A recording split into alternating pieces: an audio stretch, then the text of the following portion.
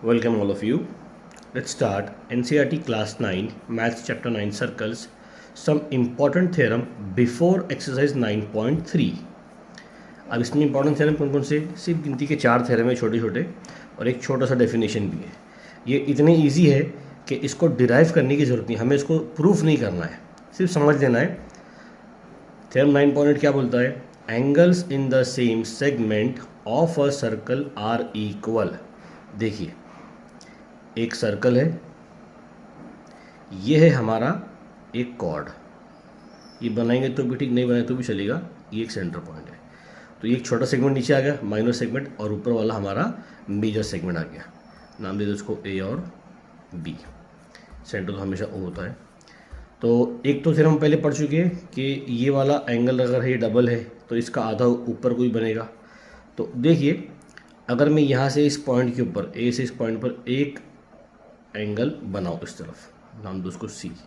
ये angle A C B ये एक बना हुआ है. इसी सेगमेंट में मैंने एक और एंगल बना दिया और उसी कॉर्ड से लेके बनाया, ए बी से ही बनाया. तो ये थ्योरम ये बोलता है कि एक ही सेगमेंट में अगर दो एंगल बन रहे हैं, ये एंगल सी और एंगल डी, ये दोनों इक्वल होंगे. Angles in the same segment of a circle are equal, यानी कि angle A C B will be equals to angle A D B. ये इस थ्योरम के अंदर कहा गया है. अब इसके जैसा एक और है, यानी इसको उसने आगे थोड़ा सा पुश किया है. देखो, उसको याद रखना ये चीज़ को. अब अगर नेक्स्ट थ्योरम में क्या बोल रहा है, मैं आपको यहाँ ही समझा देता हूँ. इस कॉर्ड को अगर मैं सेंटर से गुजारूँ तो ये बन जाएगा डायमीटर. ये मैंने बनाया डायमीटर और ये है मेरा सेंटर, है ना. तो देखो, सेम चीज़ हो रही है यहाँ पर.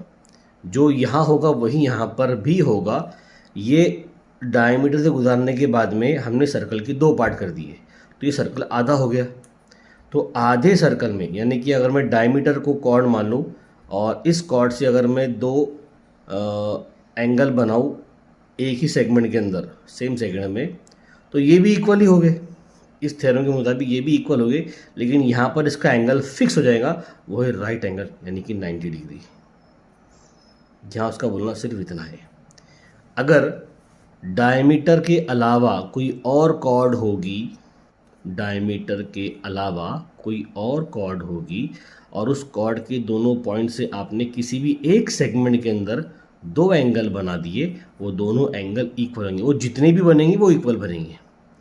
इस थ्योरम में क्या बोल रहा है कि वो एंगल जो बनेंगे वो क्या बनेंगे उस समय बता दिया है. और वो कितने बनेंगे? 90 डिग्री. अगर सेमी सर्कल हुआ तो हाँ, ये आप यहाँ पर बनाएंगे वो भी तब भी 90 ही बनने वाला है. वो इधर बनाएंगे आप तब भी वो 90 ही बनेगा, क्योंकि ये भी सेमी सर्कल ही है एक तरीके से.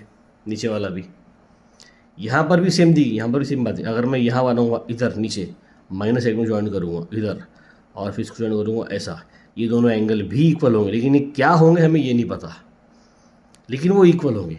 तो ये दोनों थ्योरम लगभग एक जैसे ही है, सिर्फ आपको सेकंड थ्योरम में आपको एंगल बता दिया गया है. ठीक है, तो इतना हमें समझ में आता है. नेक्स्ट हमारा एक छोटा सा डेफिनेशन है, वो है साइक्लिक कोऑर्डिनेटर. कि साइक्लिक कोऑर्डिनेटर बोलते किसे हैं? एक सर्कल के ऊपर अगर चार वर्टेक्स, चार पॉइंट सर्कल के ऊपर होना चाहिए, चारों को ज्वाइन करके जो कोऑर्डिनेटर बनेगा उसे हम कहेंगे साइक्लिक कोऑर्डिनेटर. देखिए, ये भी एक कोऑर्डिनेटर बनने वाला है, ध्यान देना. यहाँ पर ऐसा और यहाँ पर ये सर्कल के अंदर वाला कोऑर्डिनेटर है, जिसका एक पॉइंट सर्कल के अंदर है. लेकिन ये साइक्लिक नहीं होगा. साइक्लिक का डेफिनेशन क्या होता है कि उसके चारों पॉइंट सर्कल के ऊपर आने चाहिए, चारों वर्टाइसेस, तो हम उसे कहेंगे साइक्लिक कोऑर्डिनेटर. डेफिनेशन देख लीजिए उसका. सो नाम दिया मैंने A B C D. A quadrilateral ABCD is called cyclic if all the four vertices of it lie on the circle. ठीक है ना. अब ये साइक्लिक कोऑर्डिनेटर तो बन गया, लेकिन इसकी कुछ प्रॉपर्टीज़ भी होने वाली है, इसकी कुछ विशेषताएं भी, इसकी कुछ खासियत भी है. वो खासियत क्या है वो हम थ्योरम में देखते हैं. तो आपकी टेक्स्ट बुक का थ्योरम 9.10, उसको आप देखिए. The sum of either pair of opposite angles of a cyclic quadrilateral is 180 degree. यानी किसी भी एक pair, sum of, addition of either, कोई भी एक पेयर ले लो, या तो ए सी ले लो या बी डी ले लो, कोई भी एक पेयर आप ले लीजिए ऑपोजिट एंगल्स के, उनका जो सम आएगा वो कितना आना चाहिए, 180 डिग्री। देखो यहाँ पर मैंने एक कोऑर्डिनेटर बनाया है, साइक्लिक कोऑर्डिनेटर सर्कल के ऊपर, तो angle A plus angle C कितना होना चाहिए, 180 डिग्री, और angle B plus angle D कितना होना चाहिए, 180 डिग्री। यही ये थ्योरम बोलता है। यानी समझो पहले, अगर ये एक साइक्लिक क्वाड्रिलेटरल है तो इस क्वाड्रिलेटरल के ऑपोजिट एंगल्स का सम 180 होगा। अब इसका कॉन्वर्स क्या बोलता है कि किसी सर्कल के अंदर, सर्कल के ऊपर क्वाड्रिलेटर बन रहा है और उसका सम अगर 180 है तो वो क्वाड्रिलेटर साइक्लिक होगा।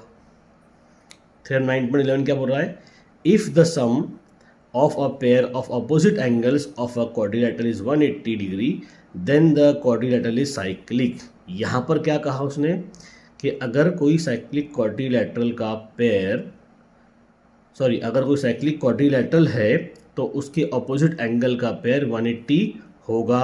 यहाँ उसका उल्टा कर दीजिए कि अगर किसी क्वाड्रिलेटरल जो सर्कल के ऊपर बना हुआ है उसका पेयर 180 है तो वो क्वाड्रिलेटरल साइक्लिक होगा।